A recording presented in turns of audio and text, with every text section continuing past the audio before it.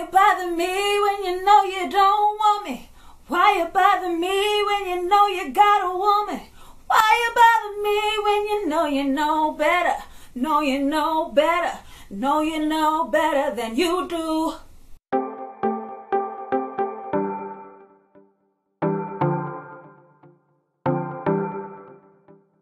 Come on, SZA. SZA's always with the soundtrack.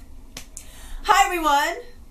I am JustLatasha, the ghetto dork, the hood spirit, coming to make you feel things. And what show makes you feel things the most? That is Insecure, baby. And since so many of you suggested that I make reviewing Insecure a thing,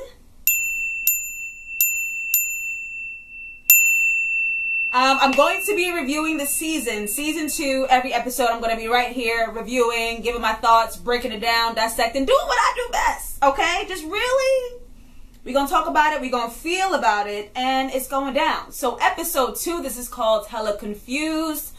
I kind of knew this, but then I kind of like never addressed it or acknowledged it or like said it. Shout out to Insecure starring 2 black dark-skinned women featuring Lawrence. Like, Issa is the lead, Lawrence is the boo, but the fact that it also stars her dark-skinned best friend. She ain't a sidekick, she's not comic relief, she don't just pop up in Issa's world. Like, the supporting lead is given, is dedicated to a world of her own, and I think that's incredible. So let's just start out with that. Back to Issa's fashion. Opening scene, Harriet Tubman hoodie. This show is so nigga black. Like, I love it. This show is so black and it feels so good, and it is culturally tasty with like a garnish of history. You know what I mean? Like how we made Harriet Tubman into 2017 fashion, I don't know, but represent. Issa's Last Poet sweater with the Gumby hairstyle with the braid wrapped around. Come on. This is like good, delicious black style, black fashion. This is so good. The shot with them in the museum, Issa and her 3 other friends, all slaying. The dresses, the heels, the hair. All of it is just so good. It is so good. And then I think this is probably one of my favorites outside of the nigga sweatshirt from episode 1. All of the various forms of the We Got Y'all apparel.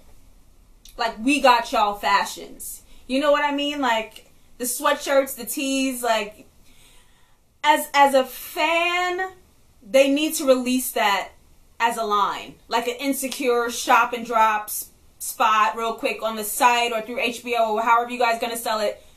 Yo, I bet if y'all made the We Got Y'all shirts real, that'll be a hit. Like, I need a We Got Y'all sweatshirt. Alright, let's start with the opening scene where Issa is confessing to Molly that her and Lawrence hooked up. This is something that all women do. When somebody that we're interested in sends us a text that we don't get, we need to huddle around, we need to get friends, we need to get sources, we need to get our cliff notes, we need to Google, we need to do this deciphering session. What does this mean? Okay, but he had 3 dots and then 3 dots disappeared and he didn't really text back. Okay, so I wrote this whole paragraph and he just said okay. So what is he thinking? What is he moving? Who else is he? And we sit and we dissect this little text message and what does he mean by that? And we make up this whole thing. Like, that is like, that happens. That happens. We all do it. All of us women do it. Dudes, we are deciphering those half-ass texts y'all be sending them confused, and we hella confused. Those confusing ass texts that y'all send us. And Issa just starts off front and like, yeah, me and Lawrence had a conversation. Malibu, no we didn't. We just fucked. Like that was it. Like, I know I do this. Like, when you just kind of like, you know you ain't moving right, but you want to cover your tracks to appear better to your friends. Like, you ain't really that dumb. You ain't really make that decision, did you? Like, you really did that? And we don't want that judgment, so we front a little bit. We alter, we alt-fact it real quick. We just, yeah, I talked to him. We talked about it a little bit. No, he just came over and smashed and left, and you just sitting there looking stupid, hoping that that meant something. Like, that is so real. That is so real. Issa with the nebulous fuck. What did that fuck mean? Was it vengeance? Was it, I'm going to take you back? What was that fuck? It was a nebulous fuck. Malibu, I Googled to find nebulous because I was like, that sounds like it's in space. That sounds like a word that means outer space. It doesn't. It just means unclear, hazy, foggy, confused. That's what nebulous means. Don't come for me, okay? Because I can admit when I need to brush up on some vocabulary. And a lot of y'all need to do it as well. Don't do that. And even though we can't decipher Lawrence's text and whatever is happening, while Molly and Issa are going hard trying to make up a story that makes sense to them according to what Lawrence texted, he really, at the end of the day, just doesn't know what to say. Like, he just doesn't have the words. But Issa is on his mind. He's really going through it. He's feeling it. He's not just moving out there like she never mattered. This is 5 years history. This is heartbreak. This is betrayal. So even though his text ain't showing it, they really be out there feeling. Boys be out there feeling it too. So I love the fact that Issa uses real people and real locations that were in her life. But this one, she used to be an employee at the CAM Museum. So the fact that she's come so far and she is honoring a place that she used to work, like in IRL, and making an HBO show there. Nigga, if you want to stunt on your boss, what better way is there to stunt on your boss than to bring your HBO paid for budgeted production back to your old workplace? You still behind the desk, nigga. I'm out here moving. Like she stunted. She stunted and gave a shout out too, because that's exposure for them. Because I just thought it was really cool. I'm still foggy on character names. So the character that Amanda Steele has, her boyfriend's name is Derek, and they pretend to be this perfect couple. She's bougie black, ain't nothing ever wrong in her life, her relationship, and she is just cute. We learned that something huge happened in her relationship that she is not like she's not telling her girls, Malibu, the truth. She's not. She slipped up and said, my man left and lived in a motel for half the year. She reeled it back in, like, let me take that information back. Not for y'all, that's only for me. I'm gonna hide it. Then she was like, oh, when I found out caught herself, reeled all that information back in, reeled it in. She is fronting so hard. I don't know why her image, this bougie, collected, put together image, is so important to her. And I hope we have a little more time to get into her shit.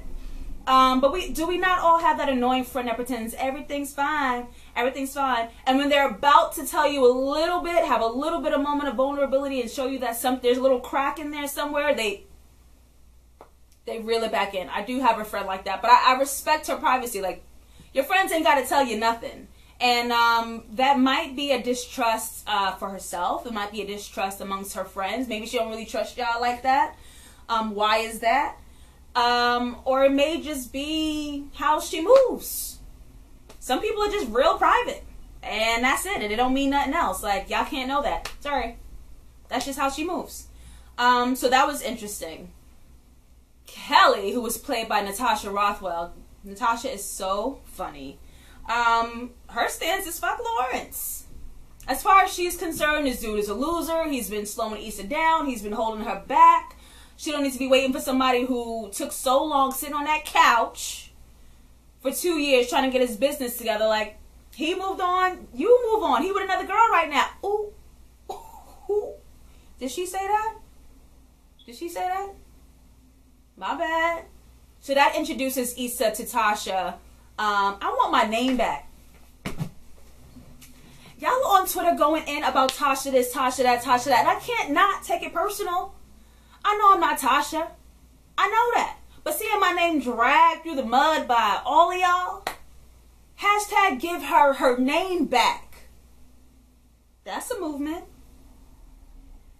So this is the second time in this museum that Issa's really trying to lie about what had happened between her and Lauren. She's still fronting a little bit. She still feels uneasy. She tried with Molly. Molly was like, I see right through you because I know you like the back of my hand. And with Kelly and the bougie black girl, she tried again, like, oh, we talked, we had a conversation. No, y'all didn't. And does Issa not trust these girls? Does Issa, she's just defensive about herself and like looking real stupid. She knew she made a wrong move. Gotta see what all that's about. So now that Issa knows who Tasha is, she tries to start out as a bigger person by not doing what us women do when we feel threatened by another woman taking up space or attention in our man's life, in our crush's life, and the man that we want to be looking at us. I could be your supermodel if you let me. I don't even know if that's the words. But as the episode progresses, Issa starts off on a high horse, like, we ain't going to sit here and tear Tasha down, like, it ain't her fault, I really just want Lawrence back. But the more insecure she gets and the more she can't get Lawrence's attention, she focuses and projects her energy onto Tasha, and she's stalking a girl, and she found out where she worked. It started off on Instagram, went to Facebook, ended up on LinkedIn. She know where the girl works at, which bank, rolling up. Issa, shit. And it just completely takes her over. When you have nothing, you have no answers, you have no vision, foreseeable information to use as to get the answer that you're waiting for, you project, and she's aiming all of her energy and attention on the woman that don't even matter. I really want to talk about Issa's job. Quick little, like, happenings, but such deep and big information. And we know that public school systems, especially those in urban communities, black communities, Latin communities, they are doing poorly. They are failing. They are inadequate. They do not give its right due to the education and the futures of our youth of color. So we have Principal Gaines, who is hilarious and overworked. Look at his desk. It is piled up with work. It is messy. It is unorganized. He is overloaded and can't even concentrate. As soon as, like, Issa and Frida walked in, he is inattentive. He's trying to multitask. He's trying to type something. He's trying to ignore his walkie. He's trying to talk to Issa about what's happening. And he's got 3 things going on at the same time. There's so much detail in this little office meeting that it was really funny. If you guys realize, he doesn't know how to type. The principal of the school has no idea how to type. He's doing the 2-finger pokey thing. His report looks amateur. Like, he has like 3 sentences badly spaced on his worksheet. He doesn't turn off his walkie. He stays on. Like, he needs to be available all the time. He cannot. This is not a smoothly running ship. He is not a good leader. He's not a fit leader, but he's all the school has, and he can't trust that different departments can handle the workload. He needs to take care of the molds in the school. He needs to take care of the cracking walls and the leaking pipes, and he's the principal. He shouldn't have to worry about that. But he's on call with that walkie. He can't turn it off, can't turn it down, can't do anything. He needs to be available. And he also mentions that the music program lost funding, which is one of the biggest stories about public education, and it's been a focus for years. I remember VH1 Divas from the 90s. I'm old. Don't do it. Tried to raise awareness and raise money and do fundraising for music programs in schools. Those are the first things that get cut from public education. So Principal Gaines, if you guys see, he has a cowboy hat over a basketball. He has horses everywhere. He has photos of him riding a horse. He's a black cowboy.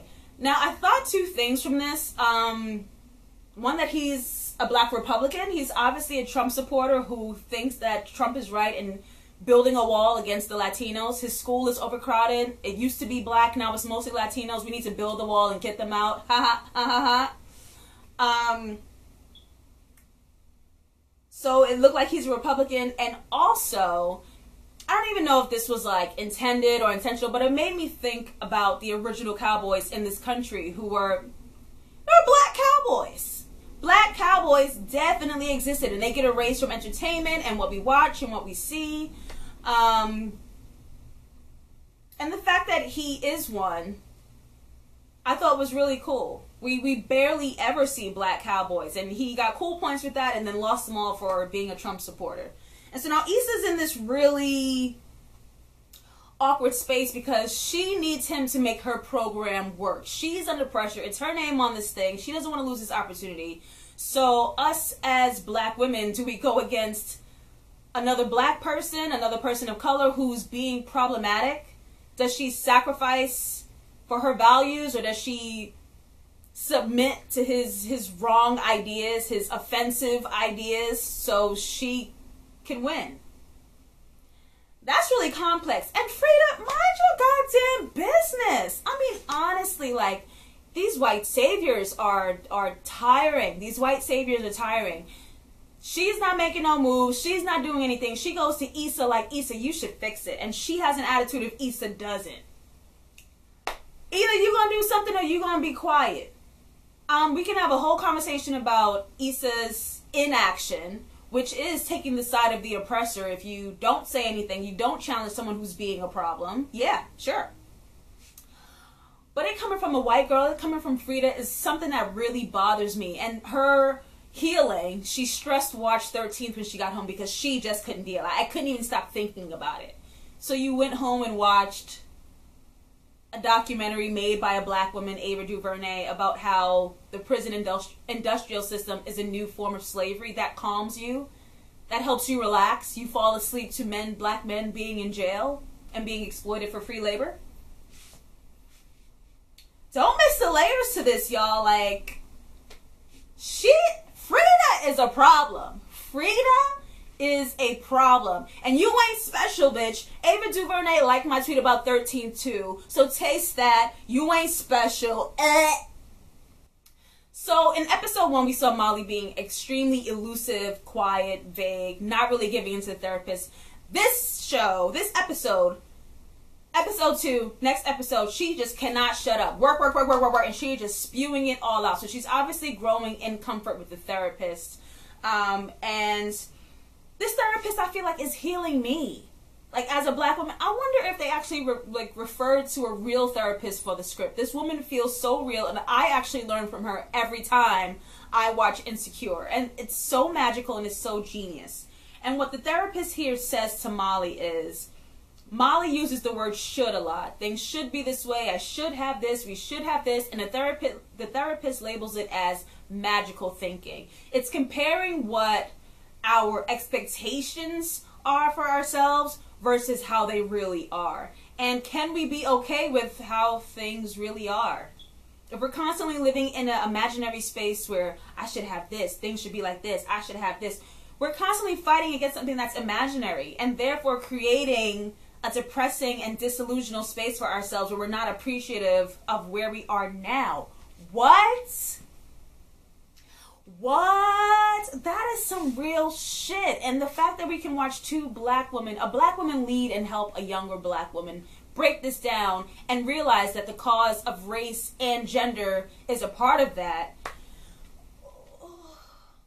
Oh, wow, that is good. And I do that. I constantly do that with my work. I should have this. I should be here. I should be doing like this. And because I don't, or because things aren't like this imaginary thing that I made up and pulled out of my ass, I'm sad.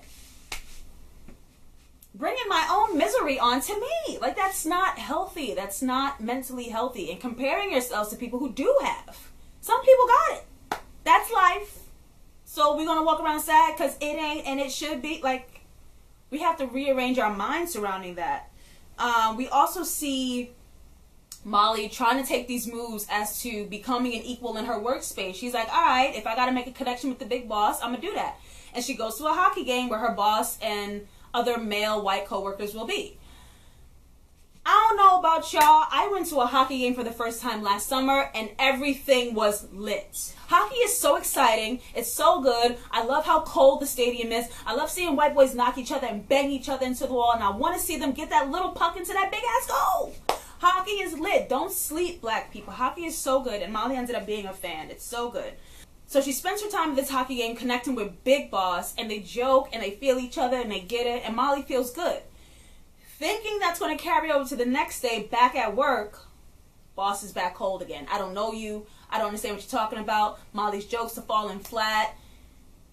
And he really could care less about giving her any type of attention for however long. He gives his attention back to the other white employee, a white man, and even invites him to the house. Like, that's how close he is to this white dude. Like, Big Boss is like, yeah, if you come over to the house, I'll show you the house. Like, he been there before. Like, they real comfortable. Molly can't even land a joke with this guy. That's how far removed their relationship is compared to those of her white male counterparts. Like, she got work to do. So she has a choice to either keep trying and running into this brick wall, or we're going to make a move to win. Molly Molly's choice to follow Natasha. We saw Natasha leaving the firm for the lesser firm in Chicago. And she's like, you know, even though this is a white woman, I want to keep my options open. As women, do I follow her? Do I keep my options open? And I think watching Molly take that step and to not staying small, not being reliant on LA, not staying in LA for her friends or to find love or to try to make this job work. She keeps her options open and makes moves for herself. That's a dope thing to see. Like, there's nothing holding Molly to LA. Why not take a different move, a different route, and try something different to get a different result? Insecure be going in. Insecure really be going in so subtly, so smoothly. They be having these big ass conversations. Or maybe I just make them big. Who knows? Let's go on to Lawrence, last but not least. And in this opening scene, Lawrence just busts out and tells Tasha, look, I slept with my ex. Now here's what was confusing to me. He did that early. See, Lawrence is not big on words or truth or communicating when it really matters. So the fact that he told Tasha so quick, it's like, I wonder, is he trying to be fair to Tasha or does he not care about Tasha? See, he could have told Issa, I'm kind of seeing somebody, but he doesn't. And he could have told Issa, I slept with you, but it's not really nothing, or I'm still trying to figure things out, but he doesn't. And I think he doesn't use communication with Issa because he fears he has something to lose. There's weight there, there's value there, so he doesn't communicate until he thinks he knows what he's talking about. With Tasha, it's just like, I'll figure it out later, I slept with my ex. Is there nothing to value between him and Tasha? Like, that's something to question. So Issa holds on to the people that helped her get where she's at today, and she brought back the black actress that played Jeremy Patty in the Awkward Black Girl series from YouTube. And Insecure, she's now Ebony, the real estate agent, and I saw her face and I was like, why do I know her? Why do I know? Oh yes, of course, from the web series. So Issa brought her with her, like, you come to HBO with me, like, I got you, like, come on, expand that resume, expand that visibility. Super, super, super dope. I think this conversation at the apartment that Lawrence is looking at for himself is layered, because what Ebony says to Lawrence is, a lot of people are interested in this neighborhood, so this unit is going to go quick. And you see Lawrence's face and energy kind of drop, and like he considers something. So something is telling him to move. Something is telling him that he has to make a decision about something. Like, look, other people want this stuff that's on your plate. You letting it sit there and get cold. Lawrence, you got to start making some decisions and move forward with some things. What are you letting go? What are you taking forward seriously? Because other people could use what you got. Make a decision. So I think that was a very layered line, which is bringing us to Lawrence's decision with both Issa and Tasha. So shout out to Molly and Issa for being girlfriends, being best friends, and setting up a trap for a nigga. Let's find out what Lawrence is really feeling. So Issa sent Molly to look like she accidentally ran into Lawrence. It was their whole plan. And Lawrence tells Molly, it's a no for me, dog. Him and Issa are done, kaput, settle, nada, nothing, nit, zilch. They are done. Like, that's it. So Molly has to break that news to Issa. And I really wonder about this with men. Like, Issa cheated. Issa as a woman cheated on the man. And Lawrence is like, nope, done, zero. What happens to the ride or die culture? Let somebody grow. Let someone figure it out. Hold me down until I get my stuff together. What happens? Women aren't afforded that. Lawrence is done. Because Issa messed up. She's trying to grow and find herself and trying to figure out where this relationship is going. Ain't no ride or die, Lawrence. You out? I don't blame you. I'm not even going to lie. I don't blame you. I don't do cheating either. If you wanted somebody else, go ahead and have them. Bye. And so this is Lawrence's decision to move. He is doing a yes with Tasha, a no with Issa. So he comes over to Tasha to acknowledge his mistakes, to move forward, to just hand her the power and, you know, the information, like, look, I'm sorry, I messed up. I promised I closed that chapter of my life. Whatever you want to do, move forward. Like, you got it. I'm just letting you know. And Tasha forgives him. There was this whole criticism about Tasha, that she's too available, too forgiving, too this, too that. She is a girl who likes a guy. I think she's being very cautious. Like, sure, she's kind of bending over backwards to be the one that he chooses to be, to get chose, and like, no, I'm not putting pressure on you. Like, not really speaking up for what she wants. She's kind of letting Lawrence lead and be bendable towards what he wants. But she's a girl who likes a guy. I don't think Tasha needs a conversation on she shouldn't have forgave him, X, Y, and Z. They're not in a relationship. He's fresh up out of that relationship and he slipped. And when he slipped, he acknowledged his moves. He apologized. He said it won't happen again. Like, really, Lawrence don't owe Tasha nothing, but he's giving her submission and he's giving her acknowledgement and he's doing right by her. He's making a decision to do right by her pre-relationship. I think that's setting up a strong foundation for what they could be.